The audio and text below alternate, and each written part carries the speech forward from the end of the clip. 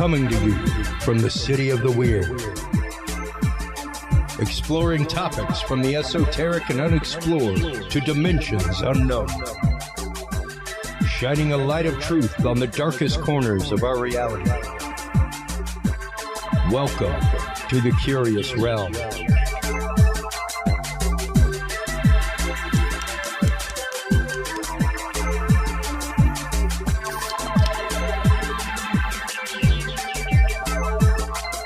Well, hello everybody, and welcome to this most hallowed of nights.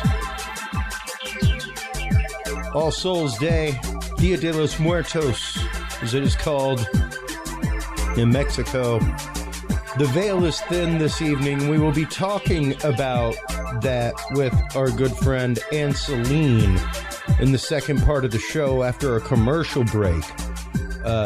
What real witchery is, Halloween, misconceptions of origins, what really is spell casting. We'll be getting into that and many more topics like that with Ann Selene of the Caravan Library of Lore, as well as KPNL Radio, in the second part of our show tonight after commercial break. In the first part of the show, we will be talking with our good friend, a security consultant and investigator for 5x5 News, the amazing Mike Turber, is on hold as we speak, folks.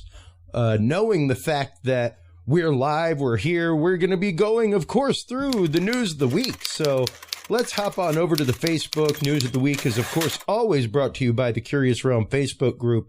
That is where you can carry on conversation with other curious minds about topics of the day, emerging sciences, things like that.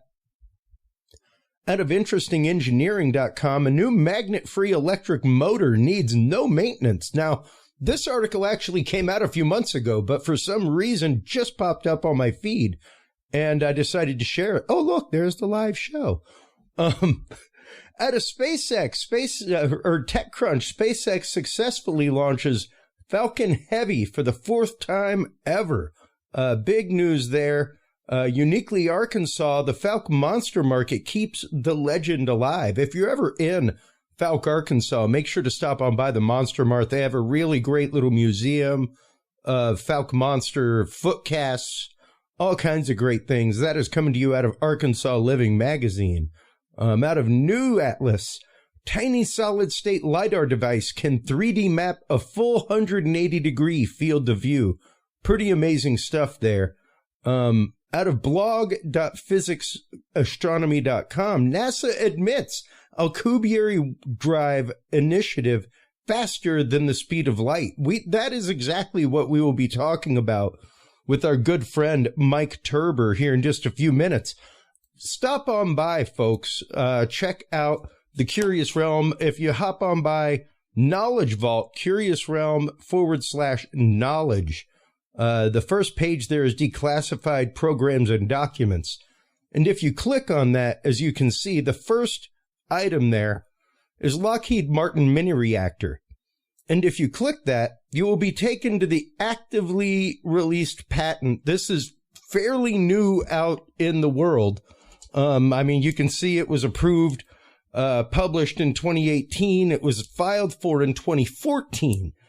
But this was just made public in a couple of articles, one of them that I posted from Sandbox the other day, talking about Lockheed Martin has a patent for fusion-powered fighters and bombers.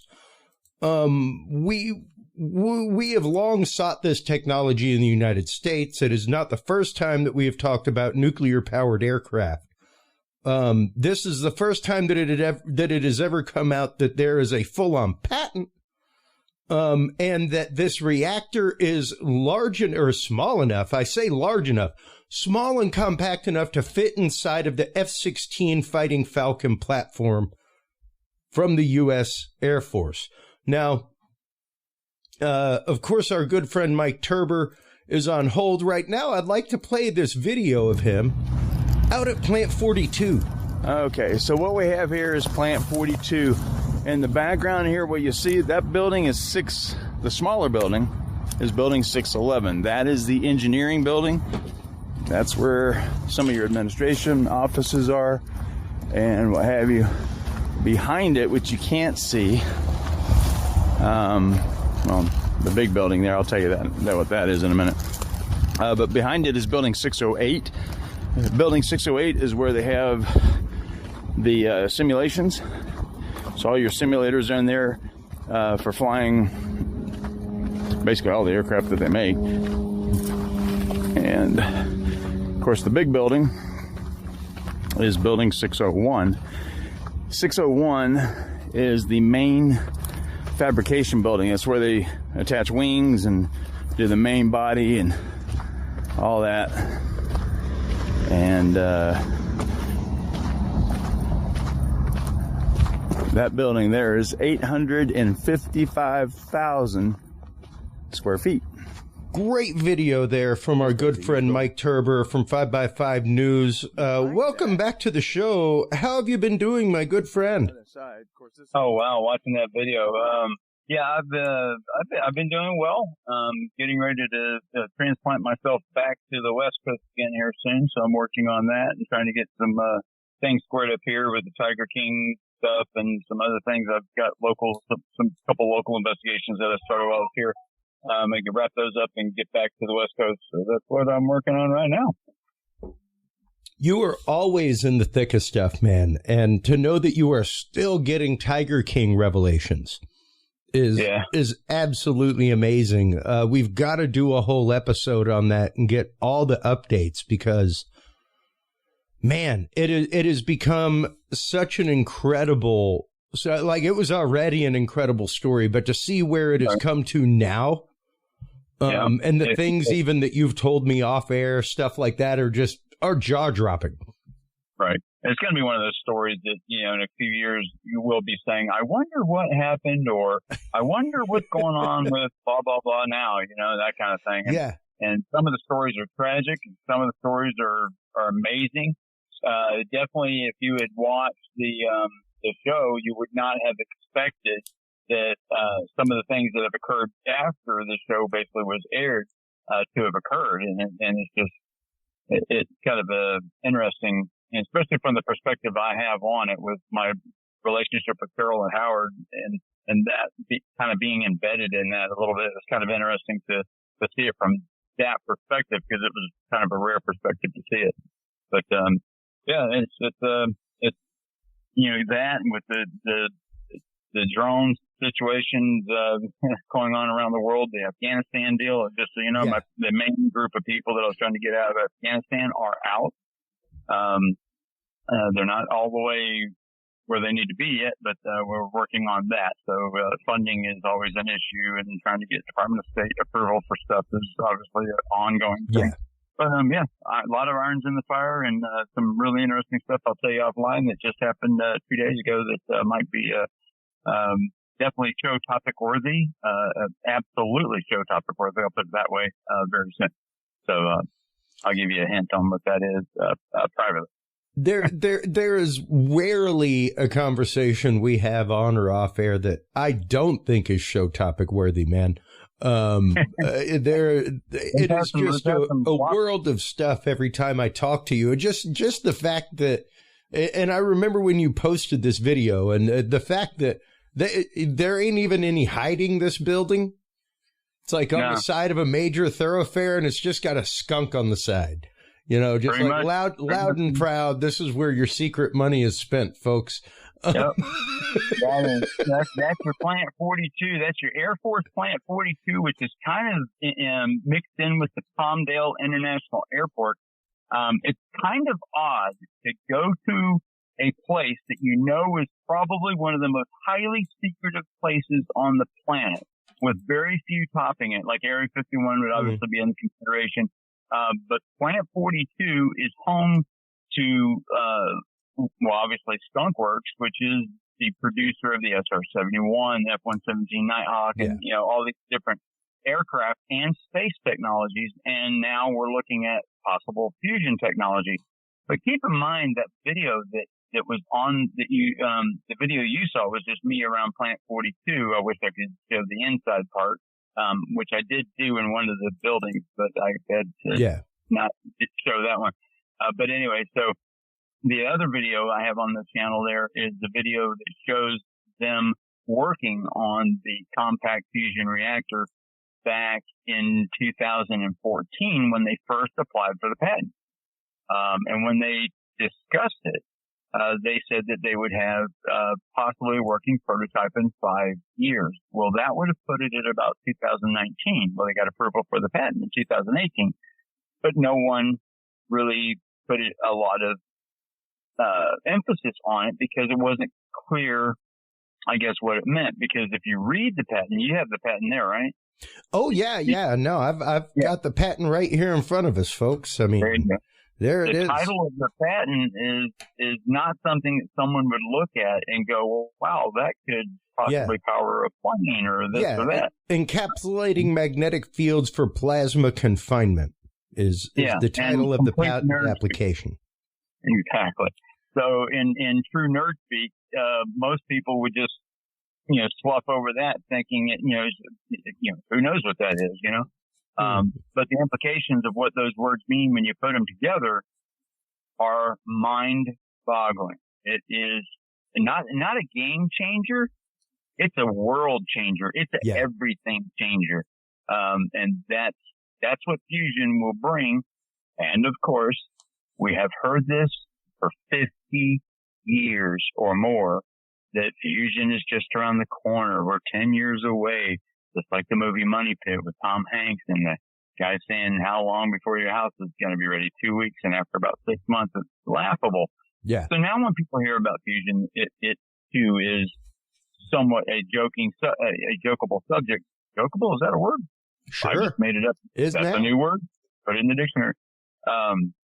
So when you look at it from the aspect that, okay, people are tired of hearing about fusion being a possibility. Well, what it takes to make fusion is just like what it took to get us to the moon. It takes a lot of money and a lot of manpower to get that done.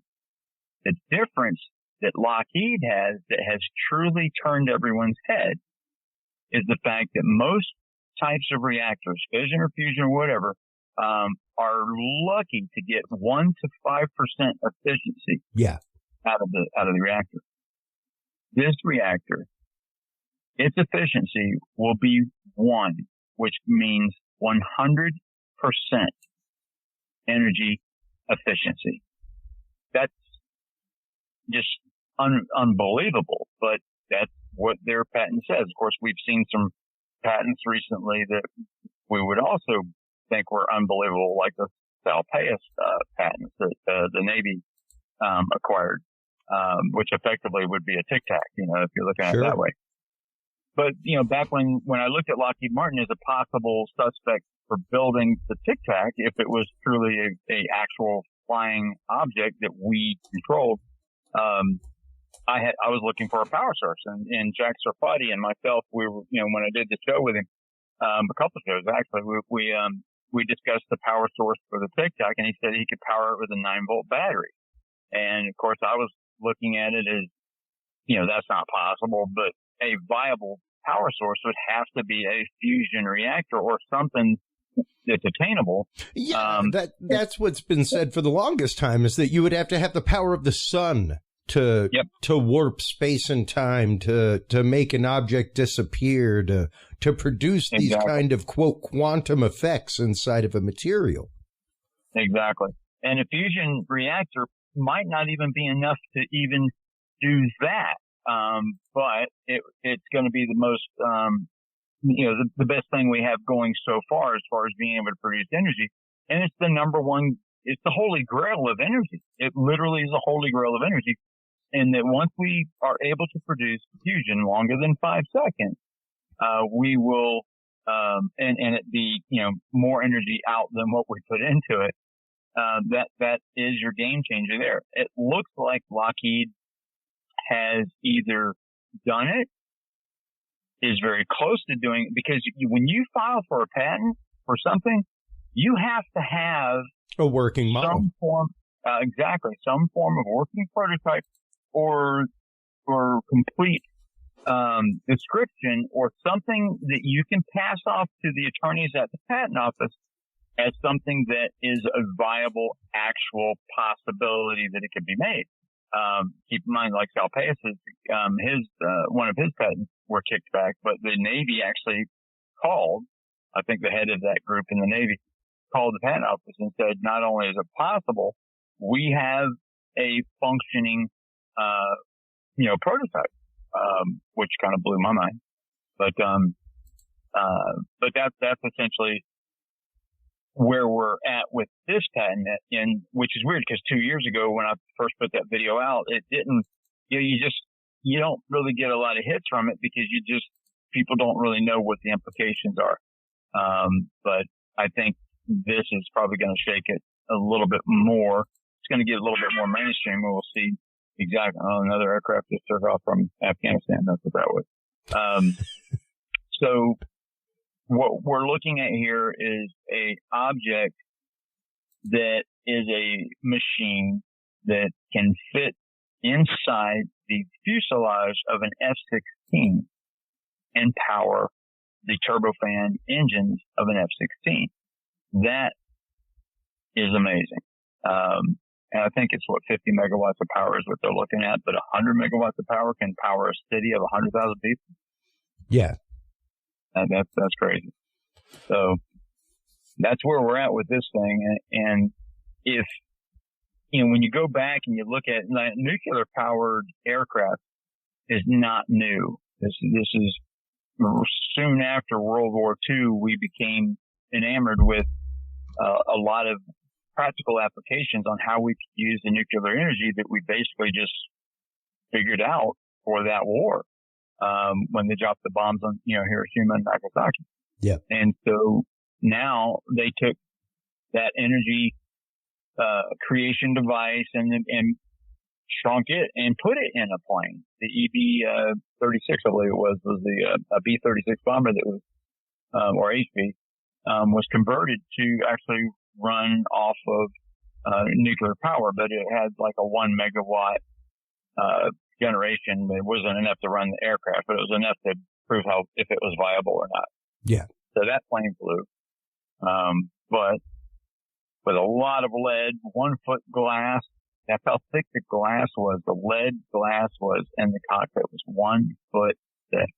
Can you imagine? Wow. And it's a lead encased, cockpit and all that. And it took a lot to even get that plane to fly with just the 1 megawatt generation, which was, again, not enough to run the plane, but it was enough to prove if it was viable.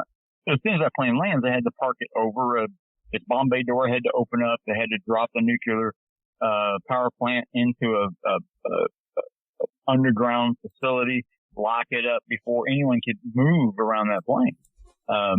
It's not working. So that's fission. But fusion, which is essentially the opposite of fission. One is the splitting of the atom, and the other is the fusion of two atoms together to create a heavier element or isotope or what have you, and that produces energy in a different way, which is much more efficient, much more reliable, and much more safer for everyone involved. So this is going to be an interesting thing to see how it pans out. Well, and what are your thoughts? I mean, over the last year, we have seen article after article. I mean, we post it, we talk about it regularly about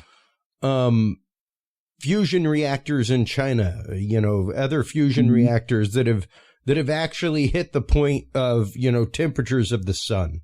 Yep. And to know that is what's in the news. Mm-hmm. Yet still, here we are looking at a patent from 2018, right? Talking about something that is approximately the size of the engine on your car, right? Because once again, this is just a fuel cell. All this does is take the place of charged batteries and fuel. There's still, at least according to this, there's still an engine on the airplane, everything else. Now, it could be used to power all kinds of exotic technologies? Most definitely. Yeah. But even the way it works essentially is the what produces thrust on a jet aircraft, a jet powered aircraft, is air comes in to the turbofan from the inside. The air is compressed and heated and then pushed out the back. Fuel's injected into that superheated air and then ignited. And then that's what comes out the back. And that's how you get your thrust. So what this is going to do is basically replace that compressor part by actually just producing the extremely hot gas or hot air without necessarily going through the compressing process. And it can do it unlimited. Of course, you would need the engines to start up normally anyway, so you might need the other components to begin with before this ramps up to speed. But that is effectively what it does. It's like a heat exchanger. It effectively becomes that. It's a heat exchanger where it takes in the cool air, the radioactive material, heat that air, and then through whatever process they have apparently mastered at Lockheed Martin, pushes that superheated air back into the combustion chamber, if you want to call it that. And then the fuel is sprayed or atomized into the jet flow of air and then ignited, and then what comes out the back is going to produce your thrust.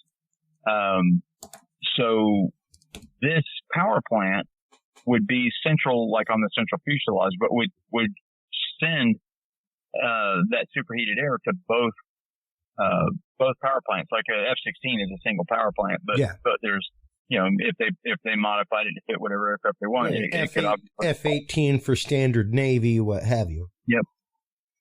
Yep, 2 engines there. And, and keep in mind, this was done back in the 50s, back in 58, I think it was. They produced a viable working jet engine. I think it was the 87, the JL-87 by, GE. If memory, I'm going by memory here. And that engine was working with with that process. But again, that was fusion. And the problem with that was the exchange happened over the raw, material so what was coming out of the aircraft was radioactive air. Not a good thing.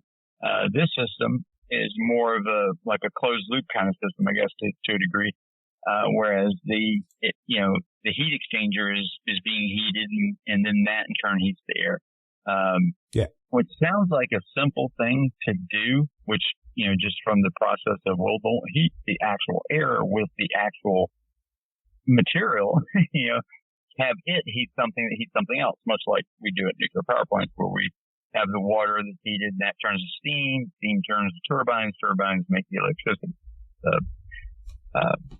But when we're looking at this technology as a true game changer, as they said in the other video. If you want to play that other video, you can. I am looking it up as we speak, my friend. Trying to find it. A little bit old on my channel. It'll say Lockheed powered Tic Tac or something like that.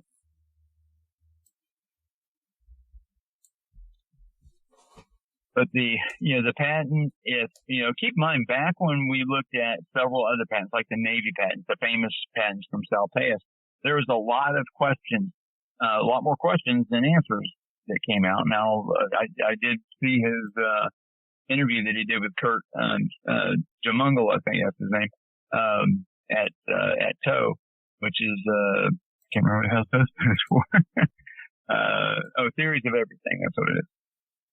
There's an actual really good interview with Sal Payas. I've never seen him in an interview.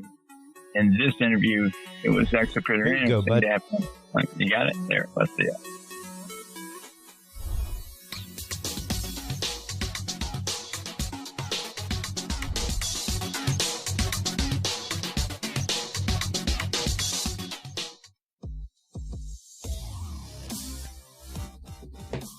Here is the actual product video that I've been searching for.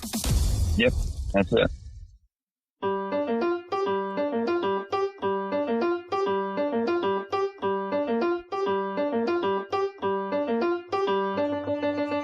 50 years ago, when people were super excited about nuclear power, we tried to put it on everything, including airplanes.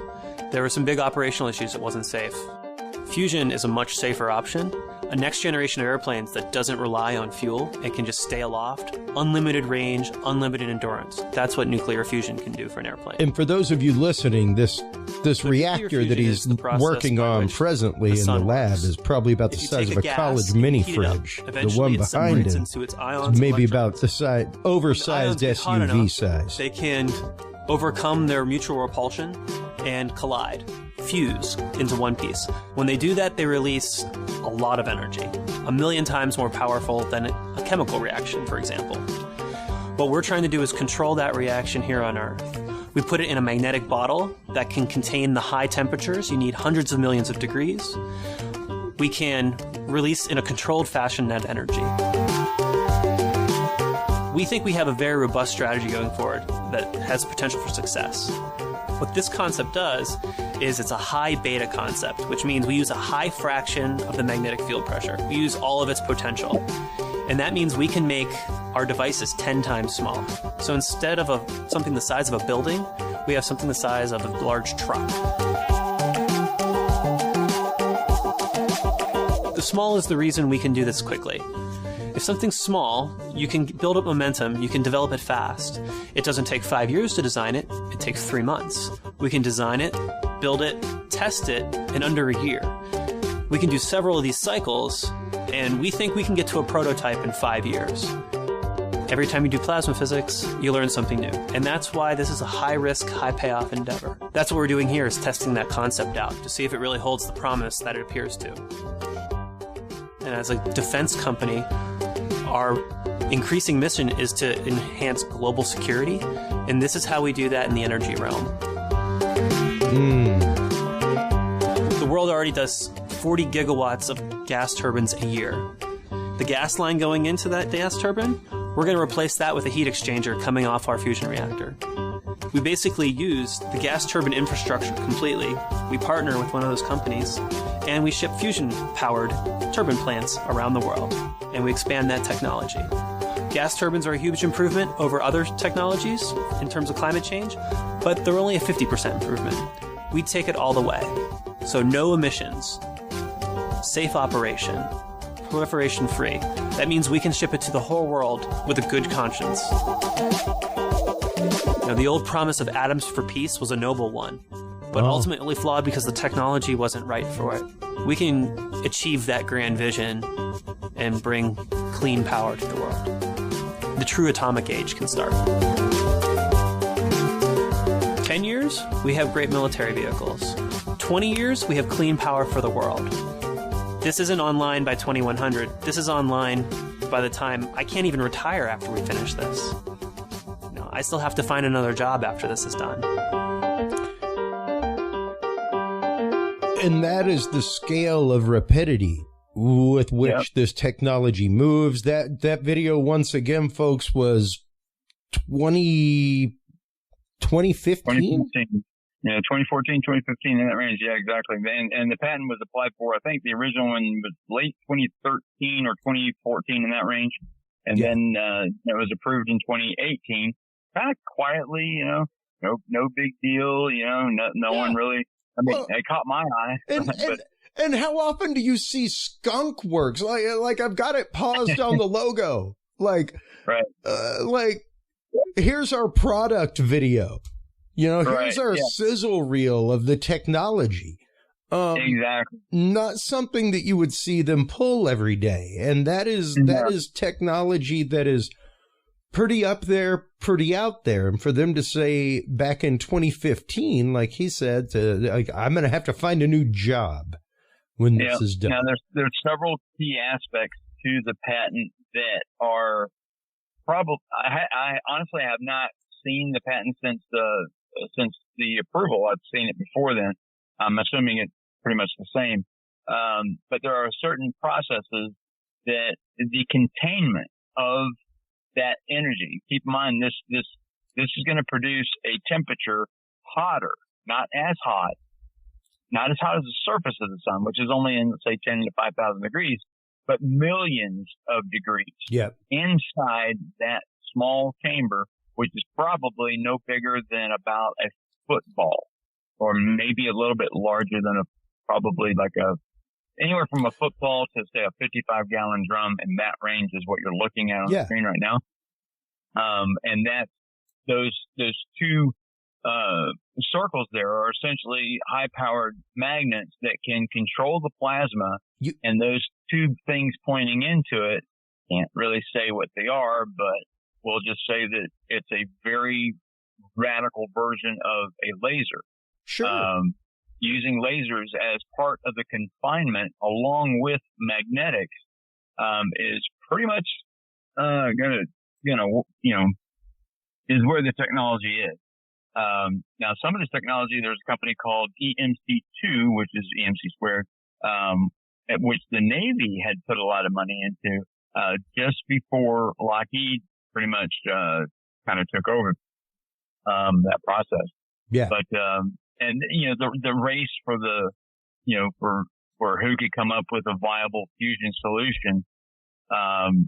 If this patent comes through as promised, keep in mind the military is going to have it first because obvious reasons. It's partly a security issue, or what it is. Even like the scientists said, for 20 years we'll have some great military vehicles. After that, great power for everybody. That's right. And of course, the average person is going to go, "Wait, that's not right. You should simultaneously do that." Well, yeah, sure. Well, unfortunately, just like with NASA and with all these large black projects and all these high budget, even public projects, it has to go to that first to get the technology developed. And then after that, then it's disseminated amongst the other industries and what have you. So. Absolutely, because as we've said numerous times, what I believe we are seeing amongst all the UFO, UAP, everything else is a full-on dissemination of our own technology. Yeah. Because without admitting it exists, we cannot monetize it to the next realm. Right. And you can't be surprised that Lockheed is the leader of this because absolutely not. They started producing or started working on aircraft that could fly being powered by nuclear power. I believe as early as 1958 or so is when they produced. The Air Force has plants around the country, and they're just numbered. Plant 42, obviously, is where Skunk Works is. Plant 44 is a secret facility that's in Tucson, Arizona, that's ran primarily by Raytheon.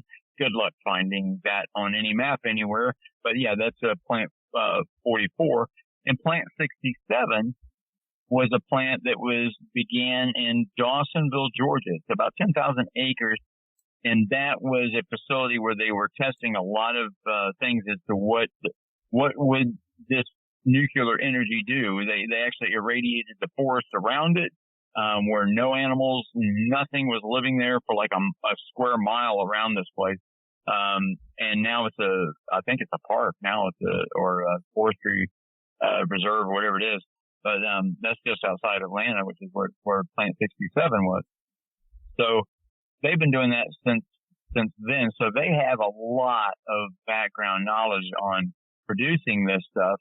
And here we're finally looking at something that might already be flying, possibly. Well, and that's just it. Already be flying. And when you're talking about the heat signatures that we've seen, and things like that, the speeds that we've seen, even if you're looking at the speeds that can be attained by scramjet, things like that, which are known technologies, experimented with technologies. That's not even including this kind of power plant behind that technology. So you would be talking easy hypersonic speeds.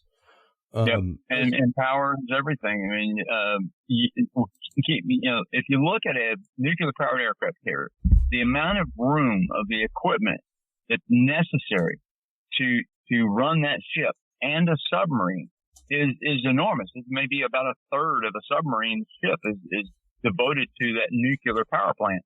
Imagine going in and being able to put this object, which I guess I can't say I've seen one or what have you, but we'll just say that the concept of it was discussed about on a conference table. We'll say that. So imagine an object, just like you said earlier, about the size of a car engine that is producing 100 megawatts of power. Yeah. With unlimited fuel supply. A plane that can loiter for days, weeks, months, or forever, just flying around doing what it does, ISR, so you have intelligence, reconnaissance, surveillance. And those are going to be probably the first primary uses for it. I don't really see a fighter being the first obvious use, because the loitering capability is what I would think that the reconnaissance versions would make more sense.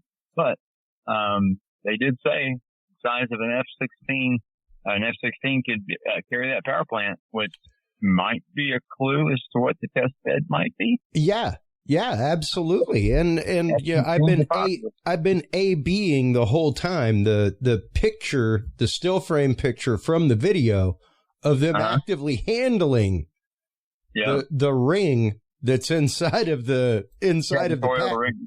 Yep, there you go. You can throw a football through that ring. The internal coil. And yeah. I mean, you can see the size of this containment rig. It's easily the size of an aircraft engine. Yep, easily. And that would fit easily in a fuselage. I mean, I can't wait till Chris Lado, who's a former F-16 pilot, now turned paranormal / UFO investigator, till he hears this, and see what his take is on it. So that'll be pretty interesting.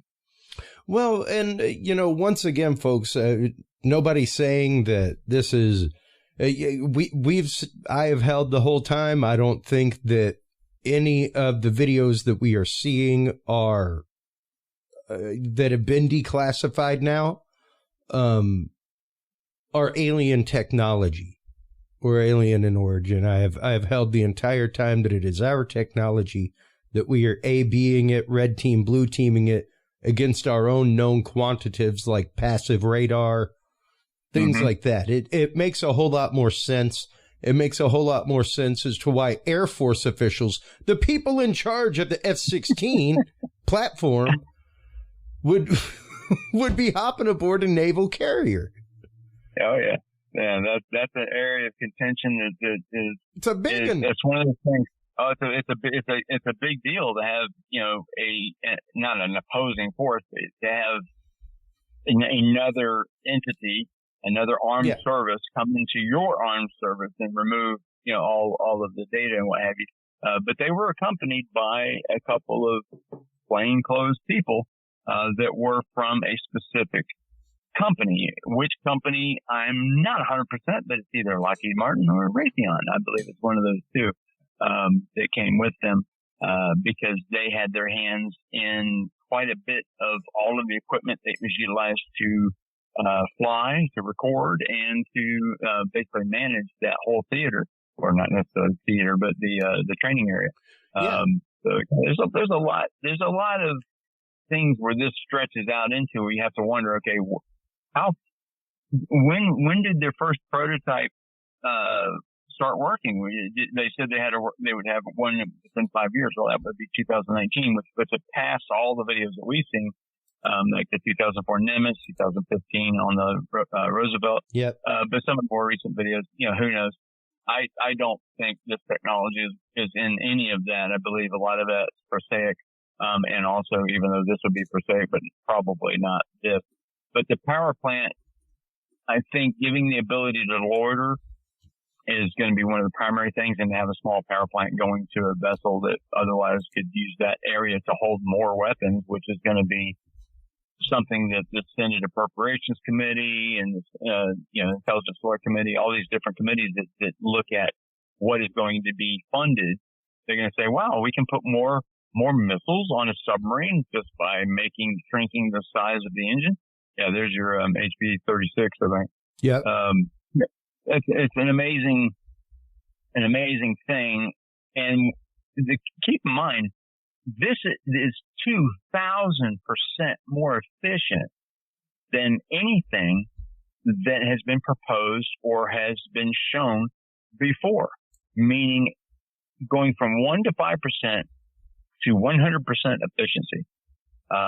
That's a huge statement for Lockheed to make.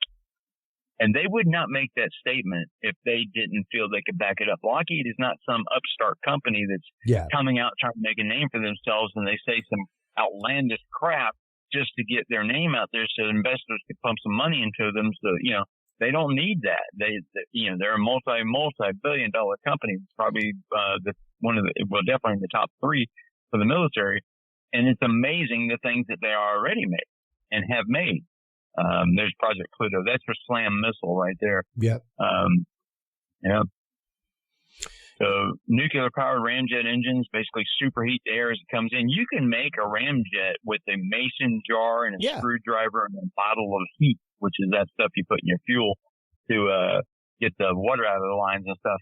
And that's essentially what you would be making. That's what these engines are, as simplistic as they are. You just superheat the air. The air then radically expands when you add a fuel mixture into it and ignite it. It comes out the back as thrust. It's an amazingly simple idea with very few moving parts. In fact, with some of the pulse scramjets, there's like no moving parts. Yeah, exactly. Yeah. Have you made one of those yet? You have to show you the video. I've made a very tiny one. I've made a very tiny one before, about the size of like a 20-ounce bottle.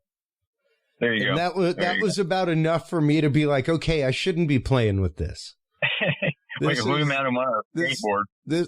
going to be way too much fun, and I will go down a rabbit hole that I probably shouldn't go down living in an apartment. Yeah, a very loud rabbit hole. Those things are loud, and they are loud. Oh, yeah. I mean, that tiny little bottle sounded like a moped going down the road. It was pretty impressive. So while watching all your articles that you basically grab and put into the stream on Facebook onto the group there is so much. I mean, 5 years ago, the amount of new technology that just keeps hitting is just, it seems like it's ramped up so exponential. It's very difficult to keep up with by any means. But it's so interesting when a story like this comes out that I got to visit the facility. I got to see certain things and what have you. And then now it comes out and I'm like, wow, I reported on this 2 years ago. No big deal. But here it is. And, hopefully we'll have something in the skies. Maybe we already have something in the skies. Maybe, I don't know, maybe the son of Blackbird might use this power or that aircraft. That's the FX right there. That's a very sleek, beautiful aircraft. Yeah, and this was 2020. They were talking about the fact that they were just flying their new prototypes and things like that. But when you are talking about especially things like the X-37B, right? The unmanned platform, the reach into space with the Space Force, and don't get me wrong, folks, that is no new initiative. The Space Force initiative has been around since I was a kid. I mean, basically expansion of Space Command. I mean, Space Command in Cheyenne Mountain was the beginnings of all that. So, and the fact that we were tracking every piece of space junk, much less every satellite.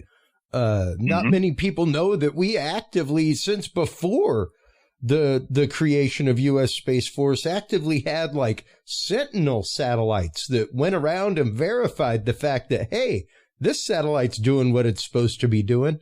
And if not, well, we had things that could definitely down a satellite. Absolutely. Absolutely. Some of them are just as simple as throwing BBs. Yeah, exactly. Then you produce more problems. So it's a catch-22. If you try to destroy a satellite, you might end up destroying one of your own, which actually has happened when, I think one of China's satellites hit a Russian satellite and then that hit something else. Yeah. It was a whole chain reaction. But even they've admitted that, the Chinese, by they, have admitted the fact that they have, satellites capable of destroying satellites, things like that. So when you're talking about their own their whole space station, which I believe the final piece is either gone up or going up. The Space Force's launch 44, we'll just call it that, just went off yesterday with it, and that was a neat launch because the Falcon Heavy is a beautiful rocket to watch go off. It's loud and what have you, but the fog from Vandenberg came to Florida and surrounded it. You couldn't see hardly anything. But when they came back, it was neat. Poor Todd at Everyday Astronaut. Man, if you want to watch something that's heartbreaking, watch his podcast of the launch. It's kind of interesting. Yeah. But there you go. China launched its third and final space station component. Yeah, and that was yesterday. Yep. So, and even though some of their technology is behind, but you have to keep in mind that a lot of the number one companies that we think about, if I immediately ask you what's the best phone company as far as mobile phones, most people will probably say Apple. Some will say Samsung, but most will probably say Apple. Made in China. Yeah. What's the best drones that are commercially available in the world? Made in Shenzhen, China. Made at Steve at DJI. That's who makes them. Yeah. So you have all these different companies, and so China. I look at China as being, and I'm doing a UAP report.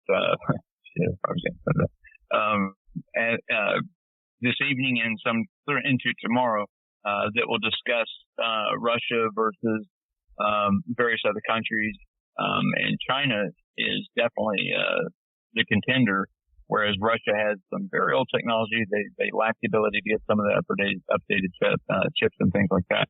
So that's where we're looking at right now, because there's a lot of blame going around of different things that are happening. Oh, absolutely. And all kinds of stuff. I've got the article up right now from Reuters about the X-37B landing after a 2-year classified mission.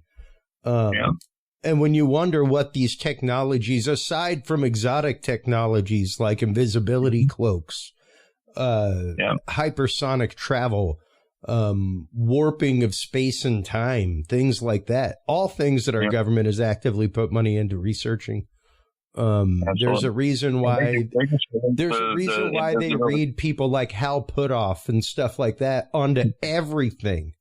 And it didn't even dawn on me, Mike, until I went and met the man at IRVA, at the Remote Viewing Association. And it was like, wow, wait a minute. Every one of the guys that started this actual science of remote viewing is like a PhD holding particle physicist. Yep. And you met several people there that I'm glad you got to meet them. There were big boys. There were big boys there. There were big names that are on a lot of these research teams, that are on a lot of the things like To the Stars Academy and stuff like that. And the whole reason why they're just read onto a topic is because of things like this. Because once an emerging technology comes out, now you can't talk about it. Right. And not only that, the other aspect of it is where a lot of people say we don't really test things on ourselves. Well, from an exploitable, well, I mean, that's one of the first things we do.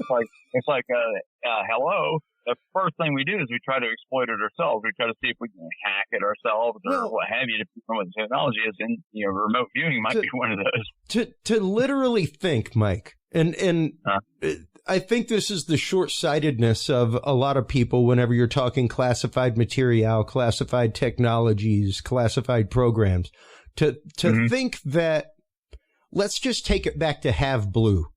First thing I ever learned about after SR-71, things like that. I was a huge SR-71 freak. Of course, a crazy Aurora fan as a kid, because that was the scuttlebutt when I was in like 8-9 years old, was Aurora back then. Using pulse jet engines, things like that. But Just to take it back to a program like Have Blue, where Boeing and Lockheed were both competing for the government contract of stealth technology. Right. You know, reduction of heat signature, sound signature, radar signature, everything. Everything. My question to you, Mike, is, do you think these dudes developed that technology and not a way to detect it? Well, I mean, that's a great question. What do you do when your badass spaceship goes rogue? Yeah. How you gonna find it? You gotta have a way to find it. So guaranteed, whenever they come up with this technology of stealth, everything else, like, they've got a way to detect it. Yep, absolutely. They may not let the enemy know they have that, but they aren't going to put it out on the battlefield without a way to detect it and find it.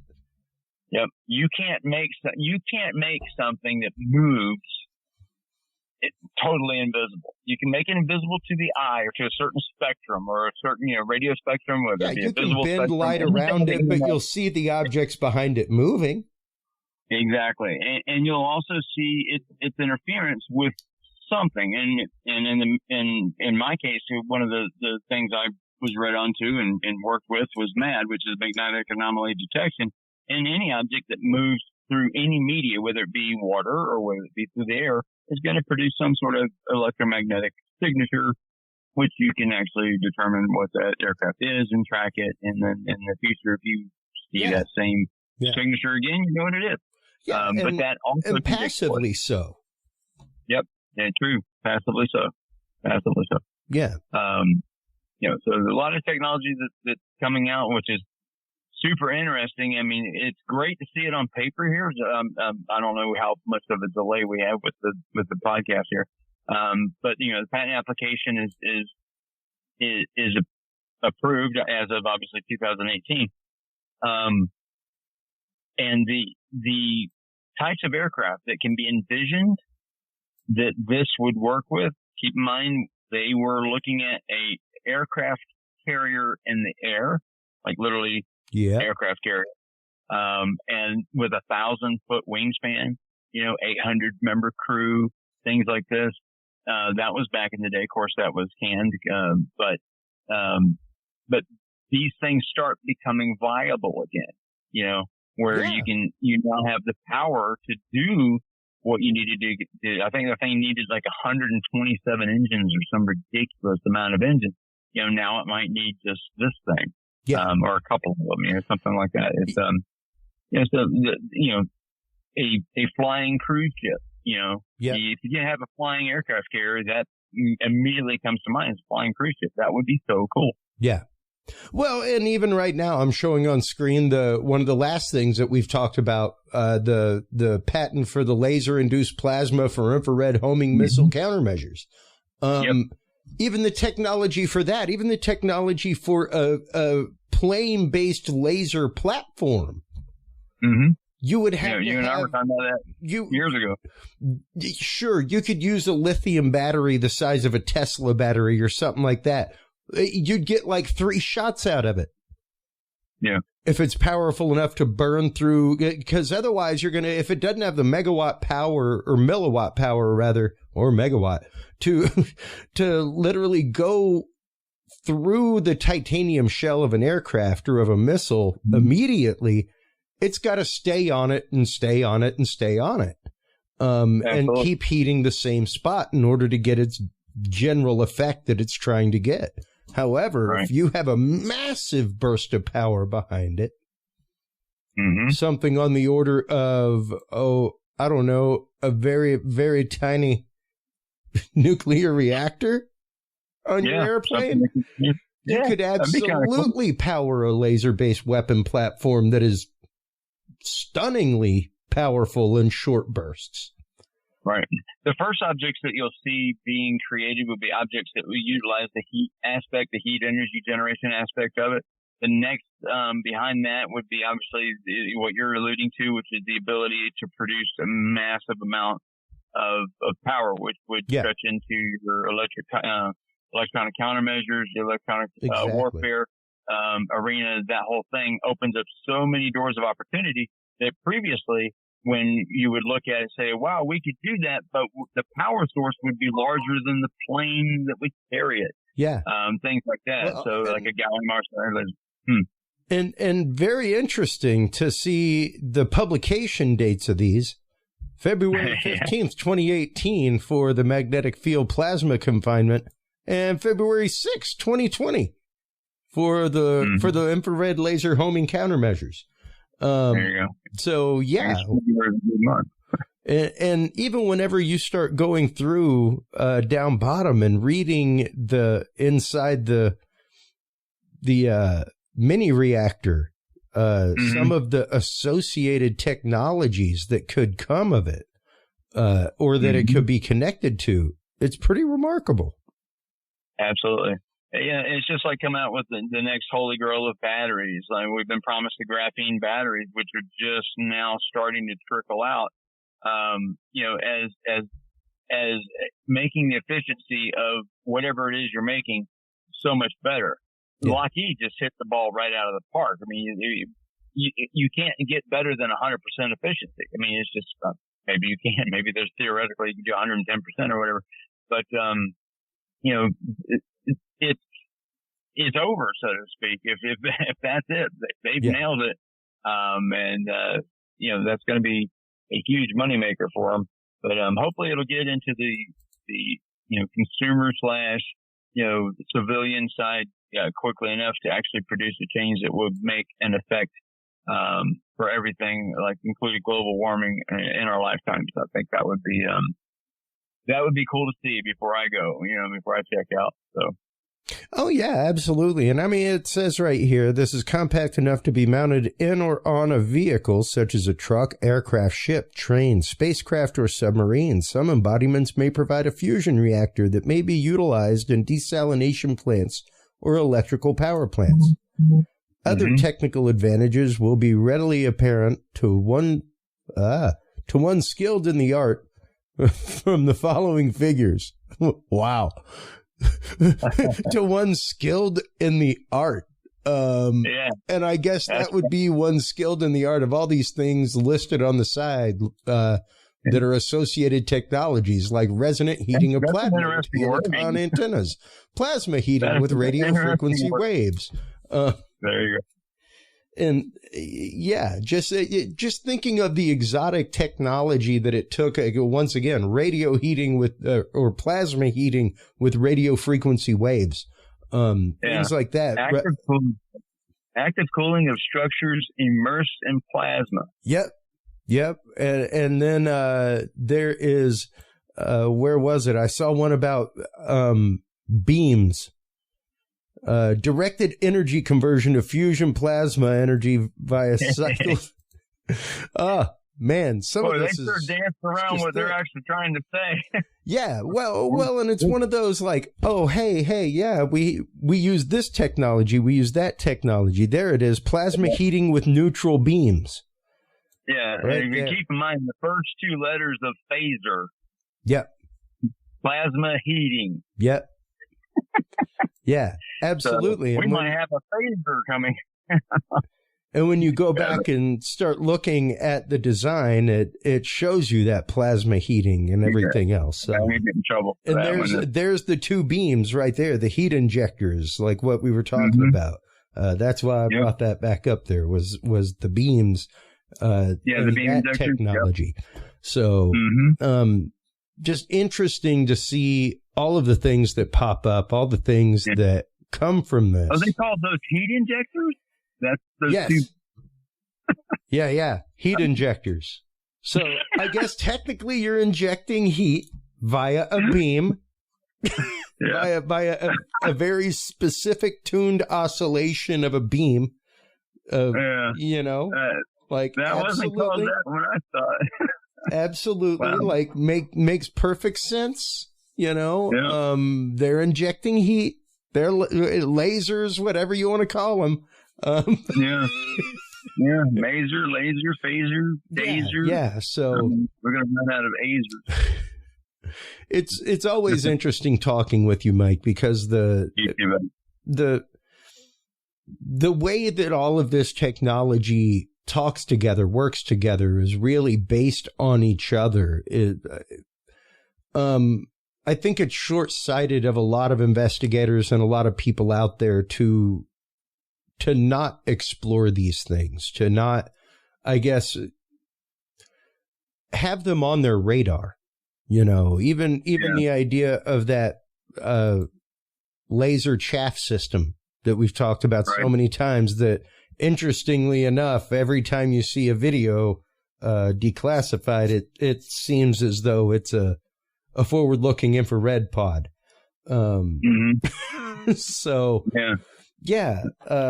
being able to see the connection of all these things, I think, is something very, very important that a lot of people are kind of missing out on. So I want to thank you for always taking the time to come on, really lay this stuff out and splay it out so that people can see the intricate workings of the inside, because without seeing that, it can be very easy to be blinded by media. It can be very easy to be blinded by frenzy and even our own want.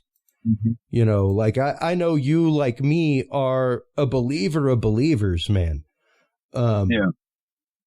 But you're also going to discount 98%. You know, absolutely. I mean, you got to take away so much flack. You've gotten more than your fair share of flack about the Batman balloon, all kinds of things. It's out there, man. And I want to thank you for your time. Sometimes you have to be patient and just wait until finally, just like I've done on a couple of things. I just wait and then come around. I just the other day, someone sent me a note saying, "Hey, I know I gave you a lot of hell about, blah, blah, blah subject about 2 years ago. I'm starting to think that might be exactly what's going on, because this just came out and I hadn't even seen it yet. And I'll tell you what it is later." Yeah. Those kind of things make you feel good. It means that I'm putting out information, I think, at a time. I don't do a lot. I haven't done a video in a while because all this Afghanistan stuff and other stuff going on in my life, I've been pretty dormant. But that's going to change soon. But a reporter, investigator that, like yourself, myself, and several others that I can probably name, that are interested enough in the subject to bring it, out in such a way where people can either understand it or hear about it for the first time. A lot of times, the first time people hear about some of the stuff is through this type of reporting. Yeah. The mass media sometimes doesn't really grab onto it. We'll see. I know you got another guest coming on here soon. Well, I do. I mean, they're pre-recorded. Because I love my conversations with guests like you, and I never ever want to stress the time on those, I appreciate it. And we cover a lot of breadth, man, whenever we get together and we talk, and we do. It's always fantastic. Bouncing around to the point people want me to stay on the subject. It's so hard when you want to really just tell a lot of people a lot of different things at once, and you flood them with so much information, they just shut down, and you're like, man, I need to really streamline how I do this. But it's an exciting time to be alive.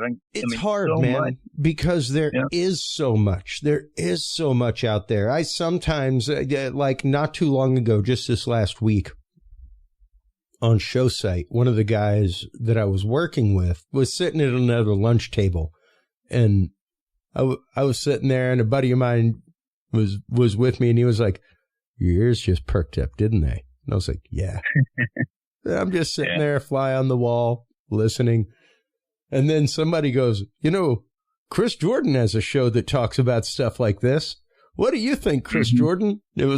I saw myself from the outside, just laying out points of fact and things with UAPs and the way that the disclosures happened, and the holes that I've poked in what's there, and the fact that it may very well be our own technology. And it was one of those, like, man, that is wow. Everything starts clicking together. It's like when a story breaks, at first it's so many ideas on the table that it's confusing. It's like looking at a puzzle with all the pieces disjointed, and then over time these pieces start coming together, and and it starts getting clear, and you're like, wow, and sometimes you may be following a news source that may not necessarily be giving you the full thing, the actual story, or maybe putting their spin on it. I mean, I've been accused of that, and I have probably done that, not on purpose in some cases.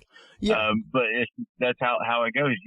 You follow a path that you think is right, and then you find out that's not correct. And then it takes a very good person like yourself. Thank you. I've seen you do it where you've gone back and you say, hey, I thought this at one time, and now new information has come out, and it's not that anymore. It's this. And some people view that as floundering or whatever. And, but that's how science works. I mean, absolutely. That is the process. Yeah. And you've got to be willing to go back and re-examine yourself. You've got to be willing to go back and re-examine your beliefs and why you believe them. And are you going down this rabbit hole because of your beliefs, not because of that's where the evidence takes you? I'm going down the rabbit hole to get that waxily rabbit. That's right. I want some awesome pepper. Where's my awesome pepper? Man, you are always creepily inside my head. I want to thank you again for your time, bud. Always great conversation tonight. Let everybody know where they can go to follow 5x5 News, where they can get the latest videos whenever you put them out, things like that, my friend. The easiest spot is just on YouTube and on Twitter. Some of the more current talking part is on Twitter, but most of the videos and the stuff that we refer to sometimes is on my channel, which is 5x5 News on YouTube. And as you see it right there, appreciate that. Always. But yeah, that's where it's all going to be. All right. Well, Bud, thank you so much, as always, for coming on, breaking this stuff down, getting down to the nitty gritty of these technologies, these news breaks that happen with technology. Always great to talk with you. Godspeed in your mission with getting everybody out of Afghanistan. We'll have to have you on to talk Tiger King updates, things like that as well. Sounds good. All right. Take care, man. Talk to you soon. Buddy. All right. Well, sounds good. While you are online checking out everything from Mike Turber and 5x5 News, folks, make sure to stop on by Curious Realm. Curious Realm is where you can, of course, find all of the episodes. That's where you can go and give us your story at the Experiencer page. Right there, share your story. That's also where you can find the Knowledge Vault. That's where we were pulling those, the electronic countermeasures and Lockheed Martin mini reactor. That's where you can find so many declassified government programs, documents, things like that. So stop on by, check it out. That is curiousrealm.com/knowledge. Stay tuned after this commercial break.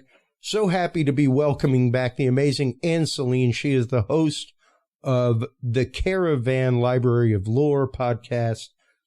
She is the owner and founder of KPNL Radio and also a practicing Wiccan. So we will be talking about Wicca, witchcraft, the history of witchcraft, the real story behind Halloween, what it comes from, what it is, as well as misconceptions on witchcraft. Right after this, folks.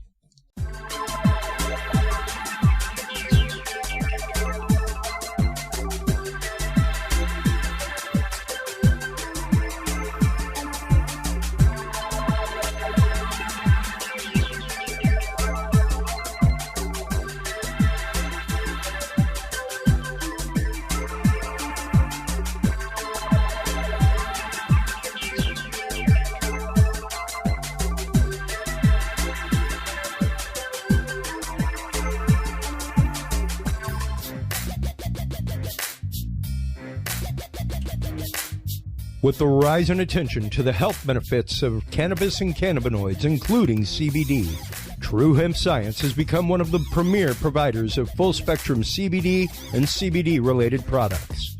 Using a proprietary spagyric process, True Hemp Science extracts maximum benefit from the whole hemp plant. Buds, leaves, stems, seeds, even roots. every part of the plant is used and then reused to formulate a rich, complex profile of CBD, CBD derivatives, and terpenes guaranteed to provide the relief and benefits you need daily. Visit TrueHempScience.com to experience the best CBD oils, edibles, and topicals on the market today. And use code CURIOUS7 to save 7% off your entire purchase of $50 or more and get 2 25 milligram CBD cookies or brownies free. That website again is TrueHempScience.com and the code is CURIOUS7.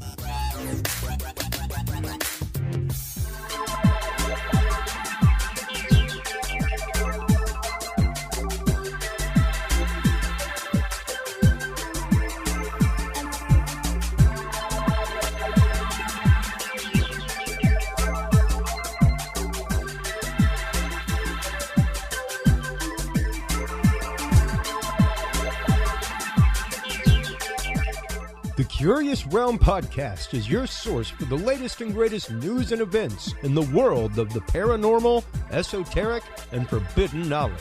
And there's no better way to spark the conversation than with items from the Curious Realm store. Choose from fan favorites like hoodies, mouse pads, coffee mugs, and more.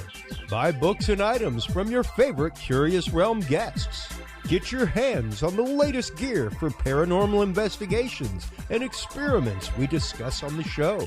Open your web browser and stop on by the Curious Realm store at curiousrealm.com/store to buy the latest Curious Realm wear and out-of-this-world gifts for yourself, your family, or a mind that you want to open.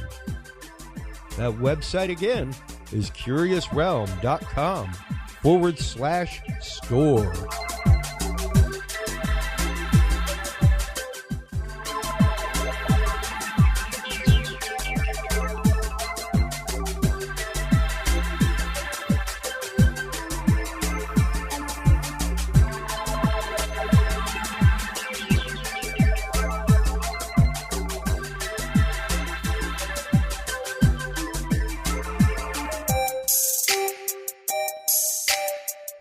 Have you considered starting a podcast? Looking for a way to make your business a voice of authority in an industry? Then Podcast Cadet is the solution for you. Whether starting a podcast for yourself, your brand, business, school, church, or just plain fun, Podcast Cadet is here to help you navigate the waters of the podcast industry. Specializing in one-on-one consultation and training with industry professionals in fields ranging from podcast technology and editing to distribution, monetization, and even social media strategies. Podcast Cadet tailors their services to the specific needs of you and your podcast. Do you already have a podcast and trying to find ways to engage and grow your audience? Sign up for your Podcast Cadet audit today and let us help you explore new and exciting ways to leverage your content and elevate your podcast brand to whole new levels. From consultational workshops to affordable podcast production and maintenance packages, Podcast Cadet is your one-stop shop for everything podcast related on the internet. Visit podcastcadet.com today to sign up for your consultation or training and use code CURIOUS20 to save 20% off your entire purchase. That website again is podcastcadet.com.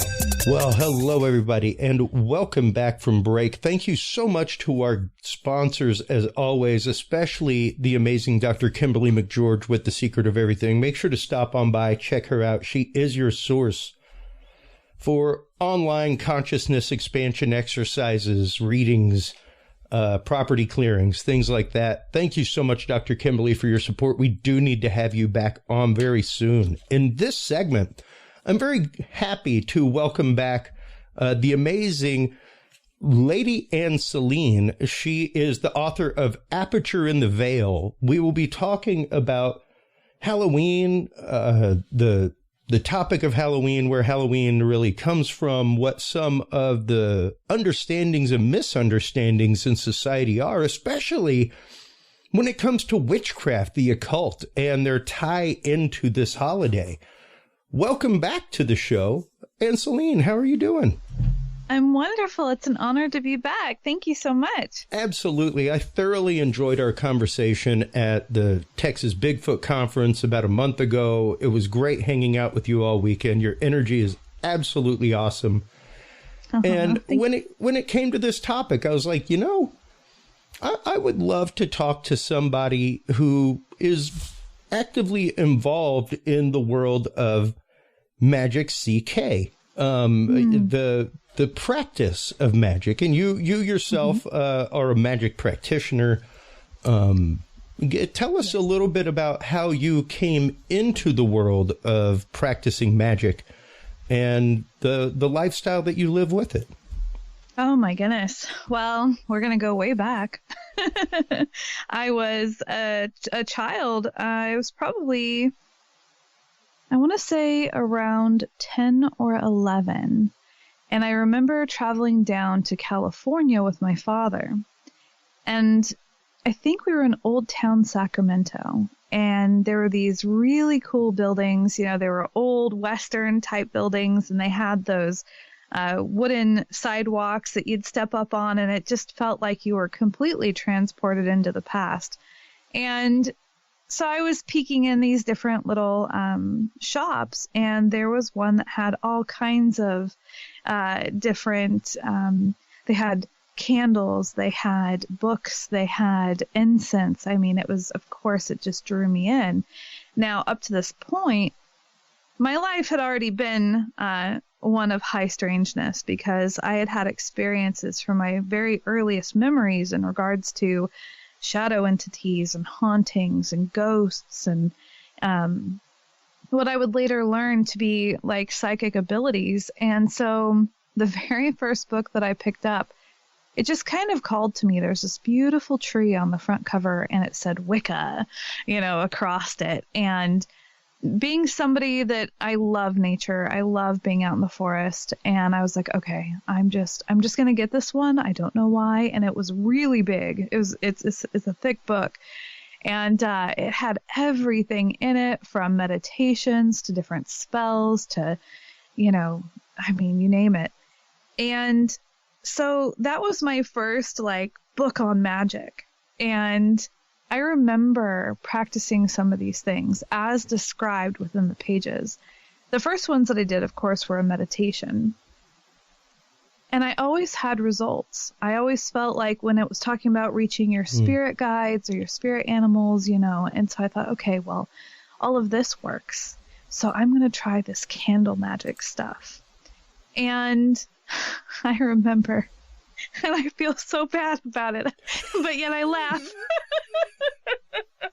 Okay, so one time, you know, this was, you have the cord knotting, and it's kind of, you know, more on the cursing side of things. And I was a snot-nosed kid in the library having an issue with the librarian, and she had actually, there was some books in there that were more paranormal, and I was super excited about them, and they confiscated them from me, which was interesting because it was like, well, they were on your shelves. Well, anywho, so I take this cord and I knot it. It was supposed to be knotted 3 times. And I stuck it up on top of the windowsill.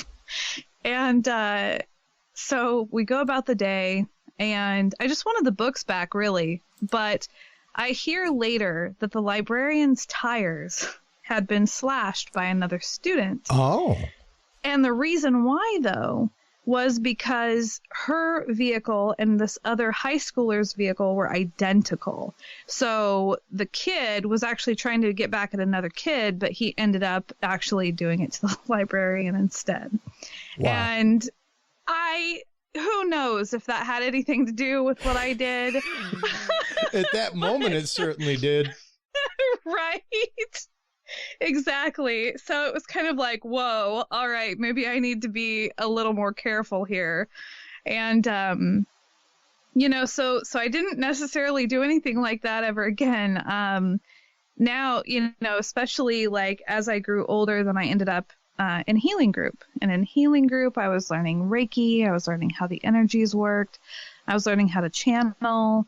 And that it was there that I also started learning how to do like the intuitive tarot readings, and I learned more about candle magic, and magic is just kind of an everyday thing for me.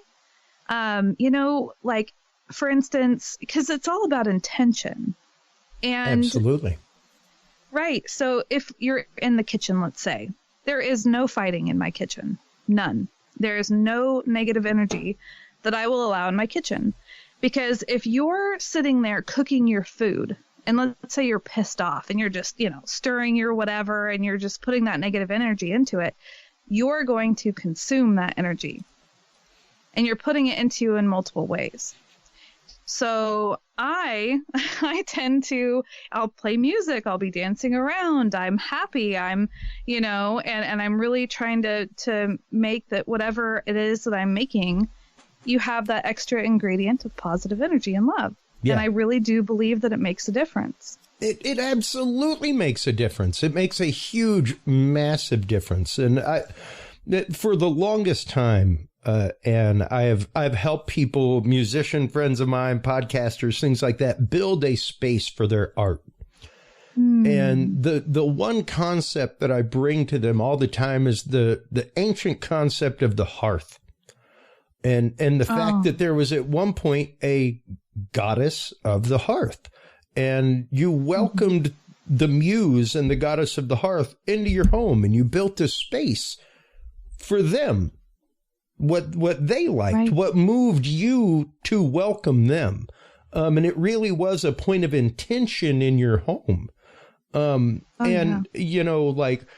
can see right over here, over my shoulder, my little space. It's a constant fight for horizontal space because I don't want to clutter that space. That space is right. For something very specific. And to clutter that with other things is to literally disrespect that. Exactly. And to say, no, it's for it's a dump zone is what that is. Like that's what I've now created for my muse is this place where I just dump a bunch of stuff, and for you to say the same thing about your cooking, about the fact that while you are putting that kind of energy into what literally nourishes your home and your family and into the space that nourishes your home and your family, that you will not allow the negativity in there. So that's a beautiful thing that is very conscious.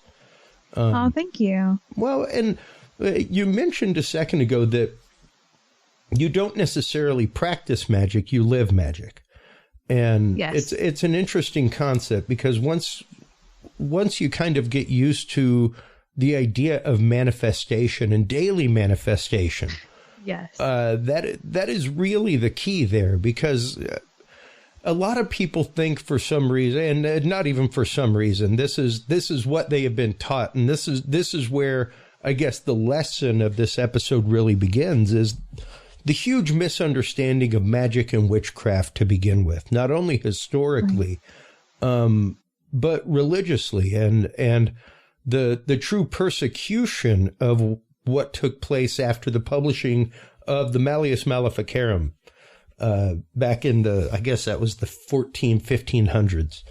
And that was the hammer of the witches. That was what really moved us into the realm of witch hunts, things like that. And the idea of somebody practicing a nature religion, or a religion that keeps them tied to nature, was a bad idea. Right. Yeah. Well, a lot of the times I think that it just boils down to fear. It's incredible when you think how powerful we really are.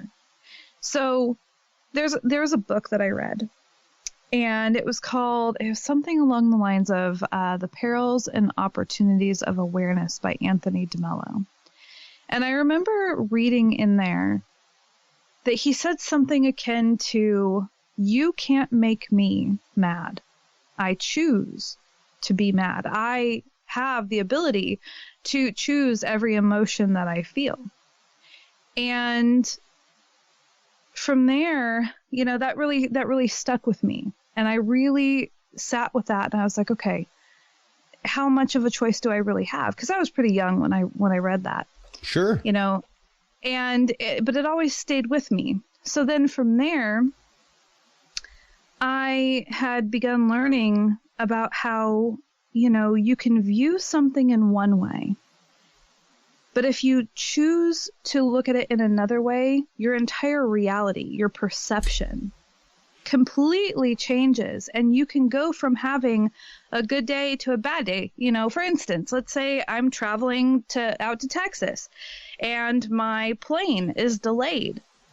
Well, I can sit there and be mad about it and be like, man, you know, this sucks that it's delayed. Or I can sit there and go, you know, maybe it's a blessing.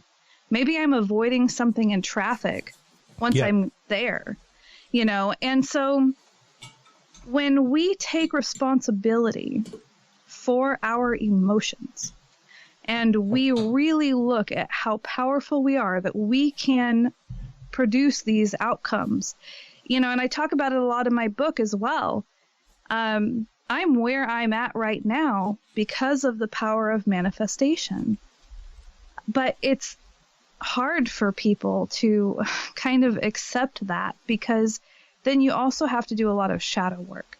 There's a lot of inner work that you have to do, a lot of facing yourself that you have to do, healing. And therefore, again, it wraps around back to fear. So when you have people that are used to these certain religious teachings and what have you, and then they're faced with something that's completely different, it's going to be scary. It's going to be hard. They're not going to want to change their perspective. Yeah. Yeah, absolutely. And people are reticent to change. People are more than afraid of change, not only societally, but especially when it comes to religion and understanding, because while most villages, things like that, had a healer, that kind of thing, maybe a herbologist, something along those lines. Not every village had a witch, so to speak. Those were typically folks that lived out amongst their own. And it wasn't for any religious practitioner reason, you know, like child sacrifice or anything like that. It was more the fact of, once again, energies and muddling of energy and trying to focus of energy. Because when you are around certain energies, you tend to be influenced by them. Yes. And it can be really hard sometimes, especially if you are trying to tune into something specific, to tune into that when there is the distraction of everything around you. Right. And no, that can be really hard. I've experienced that as an empath. You can be a sponge, and then all of a sudden you're taking on so much, and you're also, you can be easily confused on, wait a second, is this mine? Or is it this place? Or is it somebody else? And it can be hard to decipher that. Sure, absolutely. And, you know, especially like you said a minute ago, that true awareness of the situation and of the vibration and meaning of something, and what vibration you are giving it, being self-aware at that moment of, like you said, my plane's delayed. How much anger am I going to give to that? Exactly. Because the more anger I give it, the more anger will exist. Like, and I am choosing to give that energy to the situation, exactly. Which is a self-fulfilling and self-manifesting thing at that point. So let's start getting into, I guess, some of the, because a lot of people don't really realize the practicing rules of Wicca, things like that. There are a few generalities that exist out there.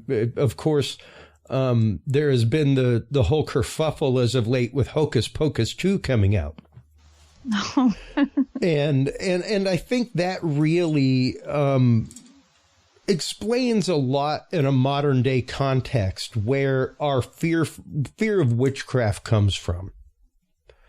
You know, the whole idea of child sacrifice, animal sacrifice, things like that. Not really the case in Wicca or in witchcraft as practiced by most folks. Yeah, no. I've never come across sacrificing anything, and all the stuff that I've looked at, the main thread that ties, I'm going to say, all of it together is your intention. Period. The stuff that you use is just tools. Like when you get far enough along, so you may start out with chords, strings and poppets and candles and what have you. These are tools that you can use to help focus your energy, but you really don't need them. You can literally sit there and really just put that intention, like in meditation. You can sit within meditation and really focus your mind, focus that energy to get the outcome that you want. So the sacrificing and the theatrics, I feel, is just again, it's those that are fearful of change. They're fearful of truth. They're fearful of looking at themselves in a mirror. Yeah. And doing their inner work. So then they breed fear to try to keep people away from this stuff. Well, and, especially being raised Roman Catholic, having studied in the seminary and having studied world religion, I have to remind people all the time, feel free to revisit your Sunday Mass and take a look at the practices of high magic, as it's called, Kabbalistic magic, things like that, where you are using incense, where you are invoking spirit, where there is very specific rote verse that you are supposed to follow with incantation. And believe me, if you look at that big red lectionary up at the front, folks, as a former altar server, I'm privy to all of the writings that are in there. And it says, incantation of the Holy Spirit. So no different. Quite literally, that priest in persona Christi up on the altar is incanting, doing the exact same thing and using the conjoined energy of everybody in the room to accomplish a spiritual task. So no different. It is pulled directly from Jewish ceremony. If you hop out to a synagogue, you'll see just about the echo. And it is really just about the echo of anything done in just about any high magic, whether it's Enochian magic or Kabbalah of the Golden Dawn, what have you. Right. No, and that is something I remember going to. So when I was growing up, one of the things that I would do is I would go to the different churches that my friends went to. And the whole reason behind it was because I grew up with my family being Christian, and I attended the Methodist church with my grandfather. Well, of course, it teaches us that we shouldn't judge, right? So I thought, well, the best way to not judge is to understand. So I took it upon myself to go to these different churches with my friends. But I wasn't just a one Sunday thing. I would submerge myself into it for like a 3-month period, and I would speak to the pastor, and what have you. And because I really did want to see, like, what is it about this faith, this path that moves you? And, at one point at this point I was in healing group, and I had went to a Sunday service with a Catholic family, and they had pulled out a singing bowl, a Tibetan singing bowl. And the guy, he hit the side of it, and the energy and the sound just vibrated. And then he, did it around it. And I was just sitting there going, wait a second, what? Like, this is crazy. This is what I use in healing group too, but we do it for these reasons, and that doesn't align with what I'm learning. And I asked the lady who I was with, I says, what is he using that for? Because we use it for this. And she scowled at me. I was told to be quiet. It was just to gather the congregation's attention. Yeah. And so I had unintentionally very much offended her that day. Yeah. And it's interesting because after the seminary, I and quite a few seminarians who leave deal with a lot of things for many, many years. I'm sure. A lot of mine was trying to understand the spiritual path of others and literally getting to the point of going, hey, man, everybody's got their own spiritual path. Just because you had an enlightening moment doesn't mean everybody does. And truly coming to that loving understanding that not everybody had that experience. So you need to back down a little bit. Yours was yours, theirs is theirs, and it's always interesting to me to be a fly on the wall when it comes to the discussion of religion and witchcraft, or even just the discussion of the occult to begin with, because there is such a misunderstanding of the term occult, which just means hidden. And the fact of this is not common knowledge. And when you really start looking at a congregation of people in that way, even the basics and the basis of what's going on in ceremony in front of them, most of them do not realize, and that is a cult to them.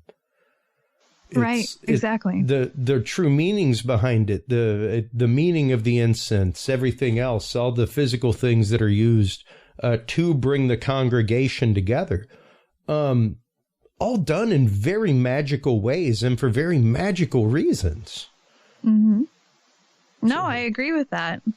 It's amazing to sit back and witness that, because that was something that as I was in healing group and as I learned more, but was also attending these different services, I witnessed that, how the singing, that as well. I mean, it's vibration, it's the words, it's everything. And I just, all you could really do was smile and that's about it, because to really try to get into that conversation and really be like, this actually does this, or, like there's a deeper, side to this, would be then kind of shaking up the very comfortable box that they have chosen to sit in the moment.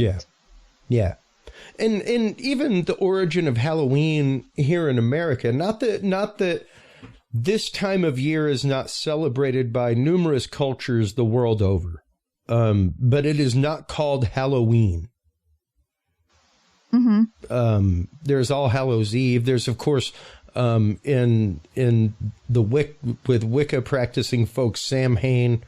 There are numerous things, even in Mexico, Dia de los Muertos, which is very much, that is one of the main examples of how an indigenous belief was totally adopted by the Catholic Church to the point of it becoming All Saints Day, or All Souls Day, rather. This is a beautiful time of year. I absolutely love it. To be able to honor the cycles of life and death and rebirth, and then to be able to, I don't have a farm or anything, so there's no celebrating of the harvest or anything, but Yeah, but I still try to, because, when you get the seasonal foods from your grocery store, and you have your corn and you have your pumpkins and you have all that kind of stuff. And it's funny because you can literally feel it. There is a shift that happens, and it's usually kind of in the last 2 weeks of September. It's almost like you can feel this, I don't know, like a calling, a whisper, a faint smell on the wind, perfume. And then all of a sudden we're sliding into this time. And I mean, to be able to come together with people, and then also to celebrate your loved ones who are no longer here, that really hit me back in 2011 when my grandfather had passed away. I had experienced death, from having acquaintances or people in the family, like friends of family and stuff like that. But when it was my grandfather, because I was raised by my grandparents and my dad, it was life-changing completely. And I also became a lot more open to different practices about honoring the dead and having an ancestor altar, and how important it is to carry their memory and to share that. And then to, one of the practices is setting a place at the table for them. So as you're eating and you're, enjoying this beautiful feast, you have that place set at the table, for them, to honor them in their memory. Yeah, precisely. And it's interesting because right as the spiritualism movement, things like that began in Europe and America, was this switch of the identity of death. And how we treated death. And really wildly, right at the same time as when the whole funerary market started, and we lost the idea of a wake. You started having funeral parlors instead of the parlor in your house being used for that. We stopped having funerals at home. The whole concept of grieving changed. While there, and I've got it up on screen right now, the tribe in India that literally lives with their dead. Oh, wow. And common practice across the world. There are numerous Asiatic countries, things like that, where every year they bring the mummified remains of their family home and they spend a week with them, things like that. And it's a different idea. Like you're saying, there's a different concept of what happens than what we have. And it's interesting to see how that movement has changed over time, how we've even got to the point of a lot of people trying to get back to the point of home burial, that kind of stuff. And knowing that cross-culturally, there is a belief that this time of year that veil becomes thinner. Yes, I believe it does. Well, let's explore that a little bit. In what ways do you see evidence for that? Well, it goes back to just my experiences in my personal life. I, will... Gosh, it's so funny because when you live this way, and to try to really break it down to a couple examples, it can kind of be hard. But, I'll be sitting there around this time of year, and I'll think about something that it is that I would really like to have happen, or something that I might want. For example, here's one. I had been thinking about how I had really wanted to, I was regretting getting rid of all my old Nancy Drew books. And I was just like, man, it'd be so amazing to have them again. And I was just, really focusing on that. And wouldn't you know it, a day later, I had a neighbor knock on my door and they said, hey, we're moving. Would you like these? And they hand me a box. I opened the box and it is literally filled with old Nancy Drew books. Awesome. It was incredible. And, you know, so it seems like the ability to manifest is stronger. And then when it comes to getting responses, when you are talking to your loved ones, there may be, you know, maybe a certain bird shows up that, you know, was your loved one's favorite, and now it's kind of hanging around, and it's like, oh, okay, and you can feel that communication. You know, it was funny because right before I was getting ready to do this, there was a couple knocks in my room, but it was like on the wall, which is weird because it was like, okay, is there somebody in my house, or what is this? And I went and I looked around the whole house, and it's just me. But it was so very clear that it was a couple knocks. And so I just kind of laughed and said, okay, all right, well, it's Halloween and the veil is at its thinnest, and somebody, I guess, is wanting to come through and say hi. I acknowledged it, and just kind of, you know, went on with my day. It may have also, because like I told you,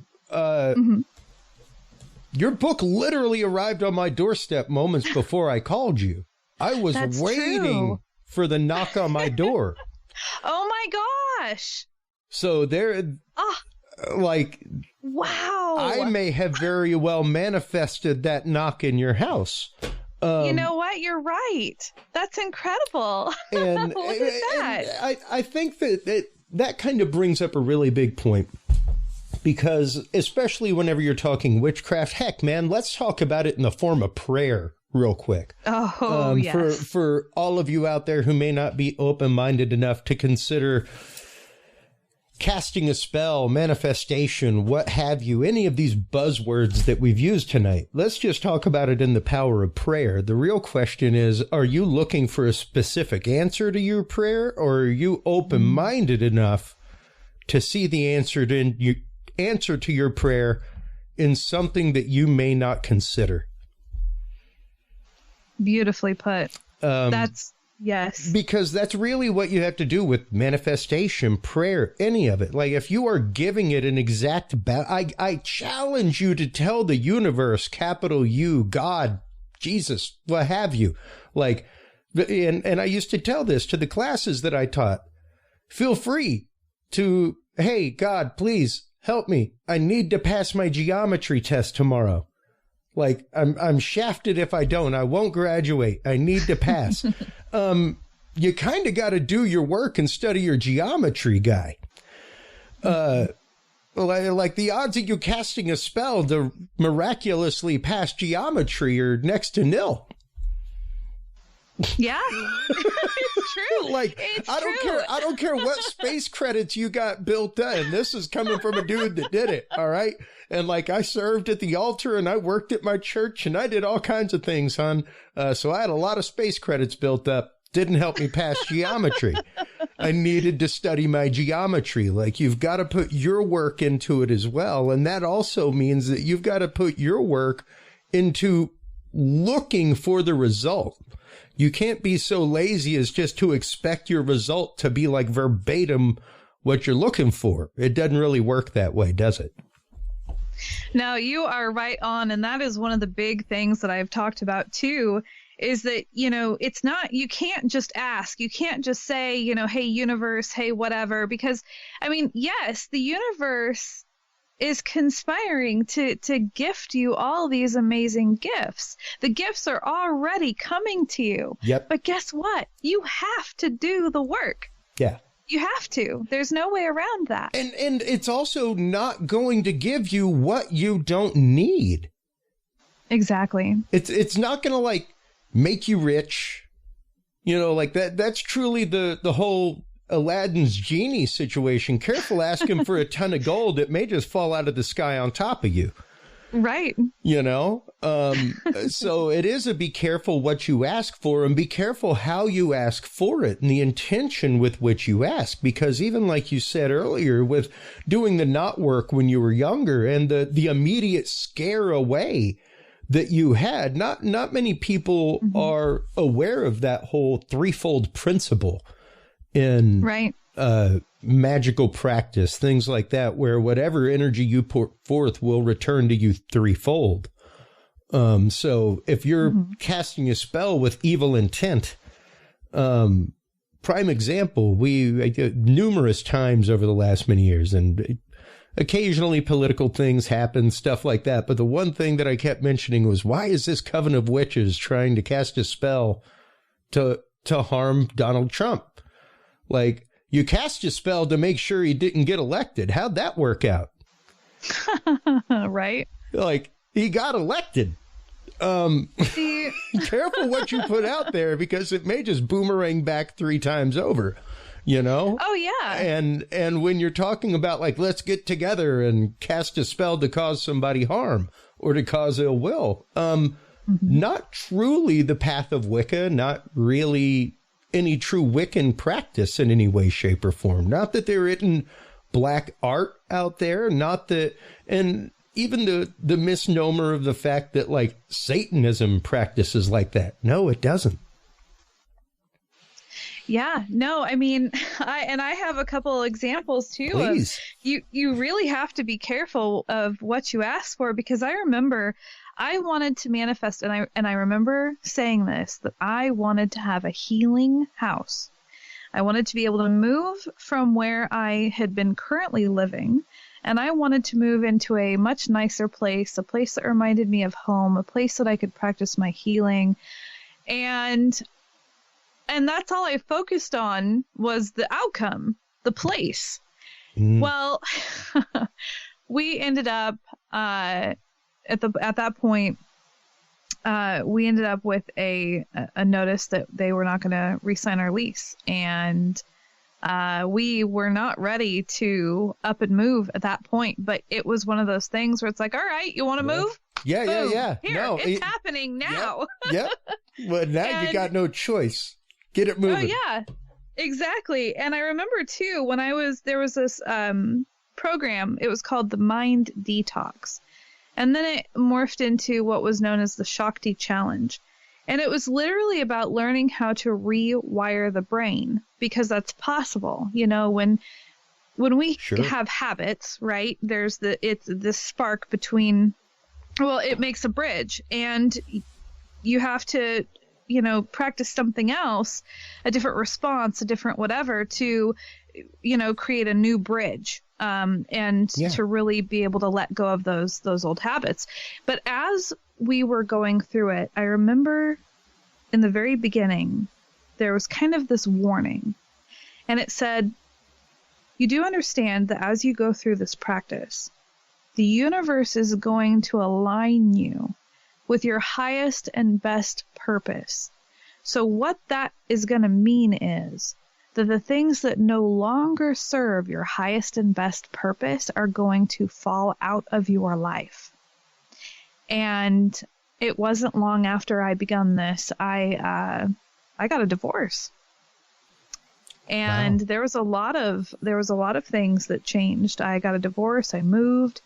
My life completely changed. And, you know, there again, it goes back to it being really important that you do the work. This stuff is powerful. It's life altering. So you really have to pay attention to what it is that you're manifesting, but don't just look at it as, okay, what can I gain? Yeah. Look at it as well as what are what will I lose if I don't do it? Yeah, absolutely. And truly, learning to pose the question as a journey, you know, help guide me to the path that will lead me to this. Oh, because at that point, you're leaving the universe room to flex, man, and you're leaving your mind open, you know, as opposed to having a rigid thought of give me this. And even if you think of it as give me this, feel free to have somebody come up and tell you that. See how well you react. The universe is kind of the same way. It'll be like, well, all right, you prick. If that's what you want, there you go. You know, like, oh, you want it? All right, there you go. And yeah.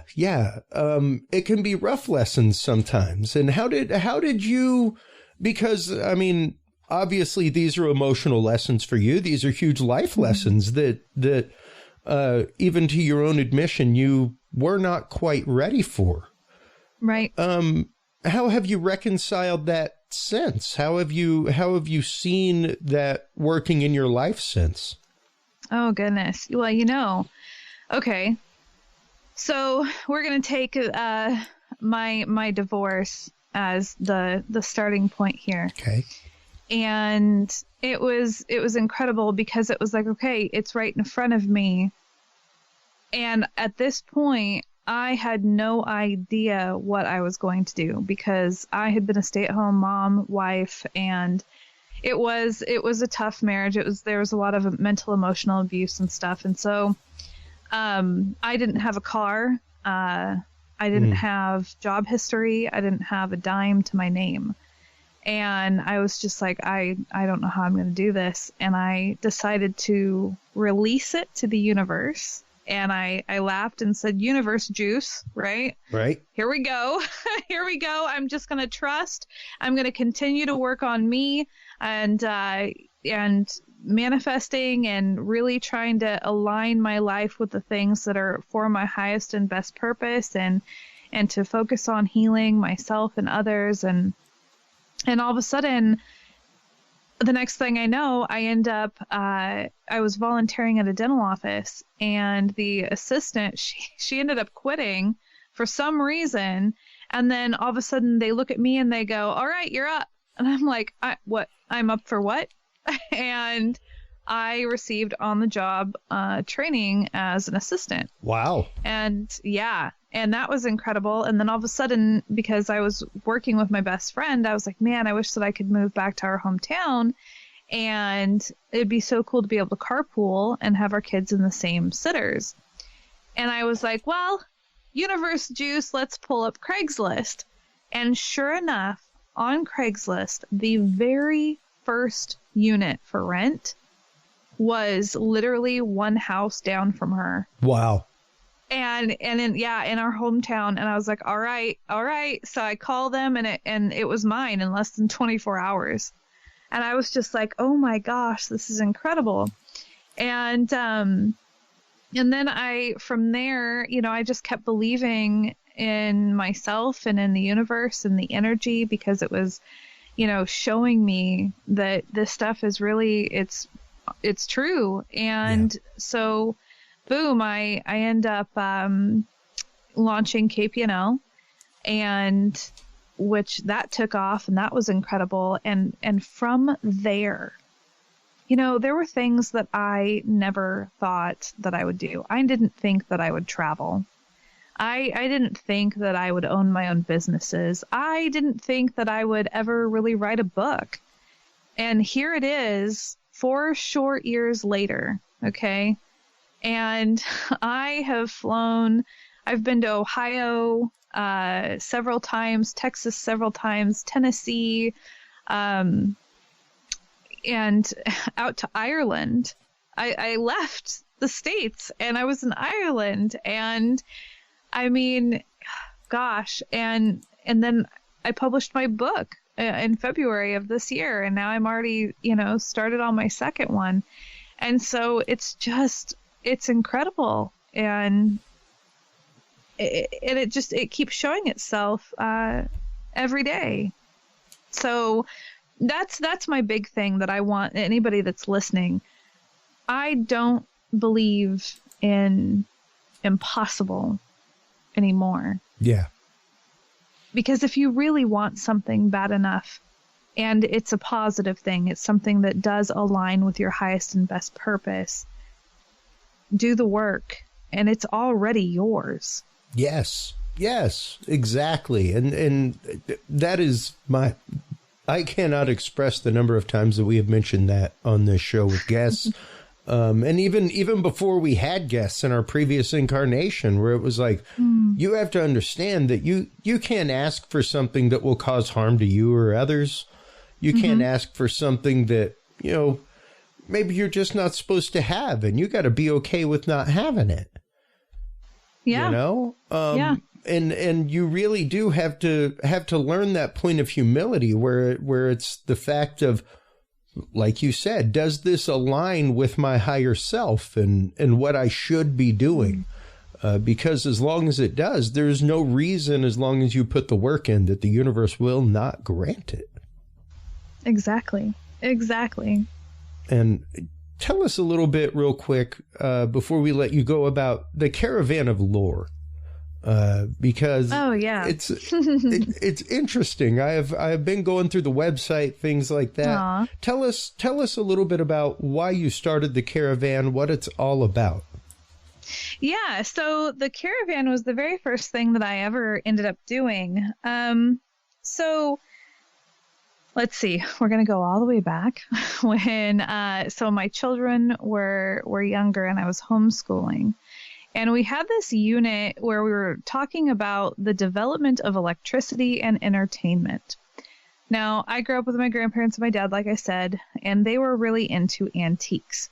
So we have like the oil lamps, and yes, I'm only 35, but I did grow up on Howdy Doody and Rin Tin Tin, those old TV or the radio shows, and then of course, like I Love Lucy and stuff on TV. I love that stuff. But so when I was talking about the old radio shows, I ended up getting out my laptop and I was like, I wonder if there's anything like that exists today. Well, that's how I ended up finding about podcasts.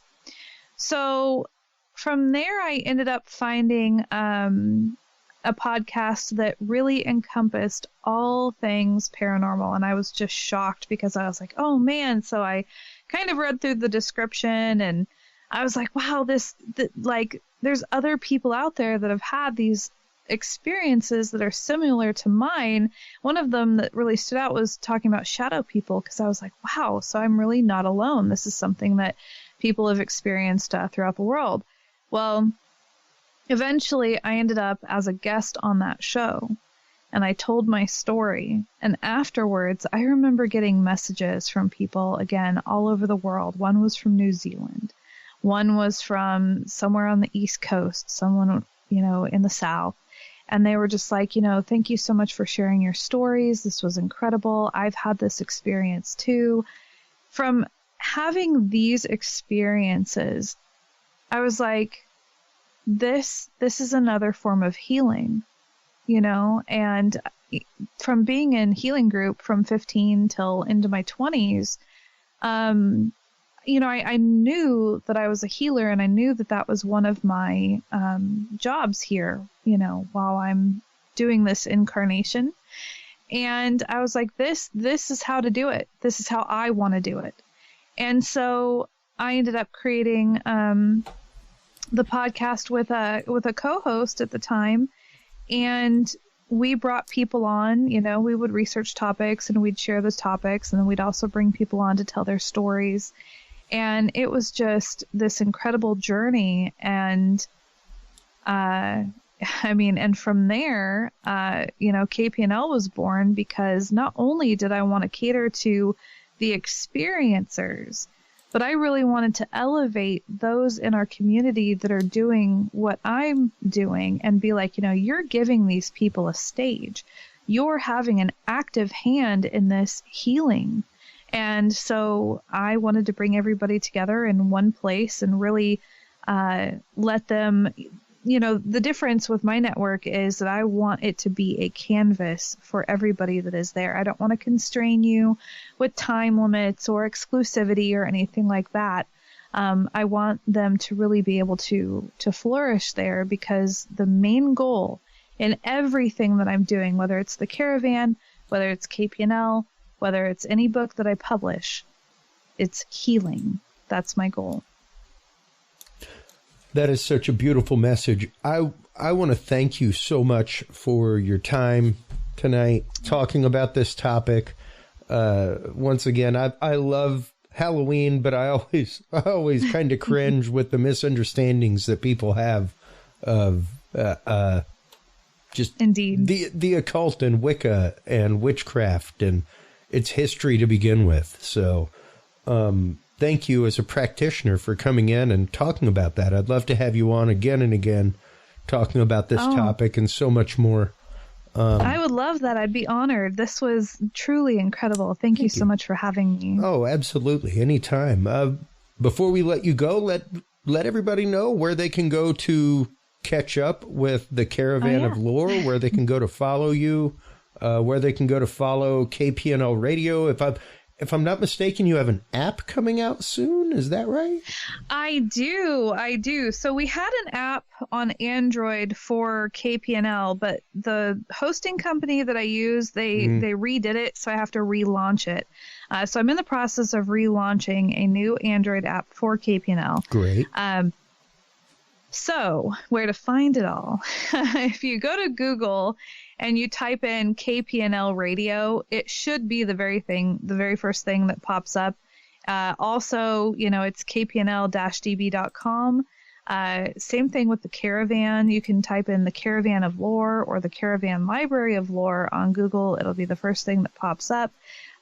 Social media, again, Twitter, Facebook, Instagram, it's all Caravan of Lore or KPNL Radio. And then if you would like to speak with me personally, I am under Ann Selene on Facebook. Some people like email more, so that would be kpnlradio@gmail.com. Fantastic. And where can they go for readings? Can they contact you just on Facebook, things like that, for readings? And more? Yeah. Definitely. They can message me on Facebook. They could email me, whether it's through KPNL or the Caravan, any of that. Totally. Great. Well, thank you so much again, Ann. Please do hold the line while we close things out.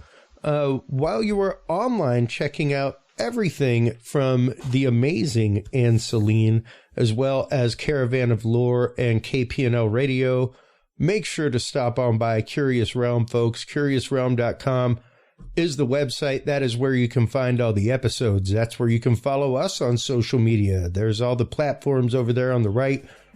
We also have our new Experiencer page. Stop on by CuriousRealm.com/story, and you can share your story of the paranormal, the extreme. If you're a targeted individual, we have an anonymous form there. You can share your evidence, your pictures, videos, audio, everything else. We'd love to hear from you so we can pose these questions and experiences to our professionals whenever they come on. So until next time, everybody, take care of yourselves, take care of each other, and remember, stay curious. We'll talk to you soon. Bye-bye. Thank you for tuning into this episode of The Curious Realm. Stay tuned for more guests, forbidden topics, and hidden truths. Download the official Curious Realm app and view the Knowledge Vault on our website, CuriousRealm.com. Follow us on social media by searching Curious Realm. Curious Realm is available on your favorite podcast services, as well as YouTube, Roku, Amazon Fire, and Apple TV through the APR TV app, available on all app markets. Curious Realm is a proud member of the HC Universal Network family of podcasts. For more great content or to become a sponsor of Curious Realm or other podcasts, visit hcuniversalnetwork.com today. Thanks for listening. Stay curious. And remember, the other side is always watching.